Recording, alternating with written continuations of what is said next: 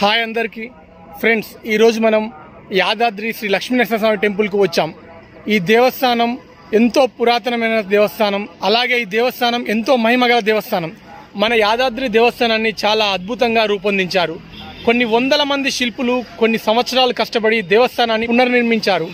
మనకు వీలైనంత ఈ దేవాలయాన్ని ఎక్స్ప్లోర్ చేయడానికి నేను ప్రయత్నం చేస్తాను.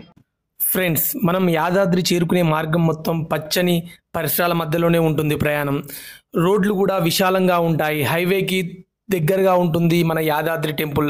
హైదరాబాద్ మహానగరానికి సుమారు 60 కిలోమీటర్ల దూరంలో ఉంటుంది. చాలా ఎక్సలెంట్గా ఉంటుంది ఇక్కడ వెదర్. గిరి ప్రదక్షిణ చేసే భక్తులు ఇప్పుడు మీరు చూస్తున్న ప్రాంతం నుంచే సుమారు 2.7 కిలోమీటర్లు కాలినడక ప్రయాణించి స్వామి సన్నిధికి చేరుకుంటారు. ఈ మెట్ల మార్గం మొత్తం పచ్చదనంతో ఆహ్లాదంగా ఉంటుంది. ఫ్రెండ్స్, లక్ష్మీ నరసింహస్వామి మా ఇంటి ఇలవెల్పు. నేను నా కూతురికి తలనీలాలు ఇస్తానని అనుకున్నాను. అది ఇప్పటికీ నాకు కుదిరింది సమయం. భక్తులు కళ్యాణకట్ట కాడ స్వామివారికి తలనీలాలు సమర్పించి కళ్యాణకట్టకు పక్కనే ఉన్న లక్ష్మీ పుష్కరిణిలో స్నానాలు ఆచరించి స్వామి సన్నిధికి బయలుదేరుతారు.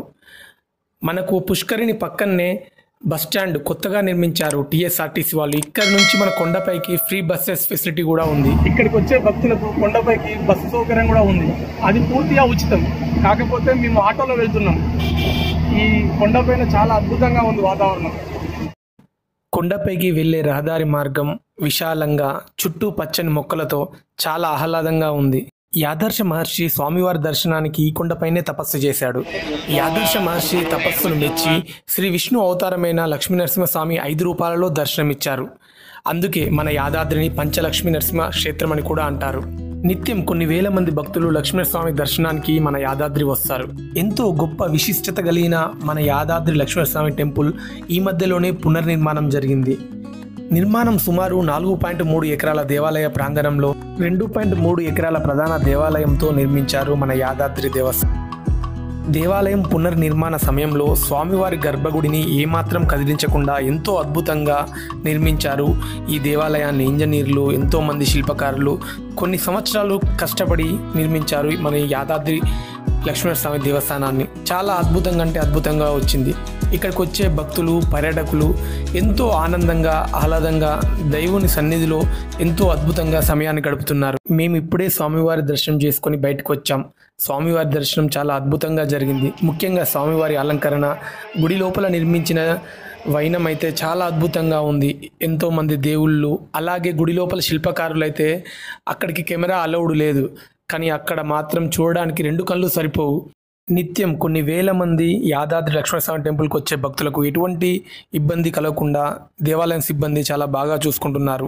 నిత్యం అన్నదానం, సత్రాలు, అలాగే వైటీడీఏ వాళ్ళు నిర్మించిన రూమ్స్ చాలా ఉన్నాయి. మీరు ఈ రూమ్స్ని ఆన్లైన్లో కూడా బుక్ చేసుకోవచ్చు. బ్రహ్మోత్సవాల సమయంలో స్వామివారిని ఊరేగింపుగా తీసుకెళ్లడానికి రథాన్ని కూడా ఏర్పాటు చేశారు. చాలా అద్భుతంగా ఉంటుంది. స్వామివారు ఈ దేవాలయంలో గుహలో వెలిశారు. చాలా అద్భుతంగా ఉంటుంది స్వామివారి రూపం. గుడి ప్రాంగణమంతా యాదాద్రి లక్ష్మీనరసింహస్వామి నామస్మరణతో మారుమోగుతుంది. చాలా అంటే చాలా గొప్పగా ఉంటుంది వాతావరణం. మన యాదాద్రి దేవస్థానం పునర్నిర్మాణం మహా అద్భుతంగా జరిగింది. ఎంతసేపు చూసినా తనివి తీరదు.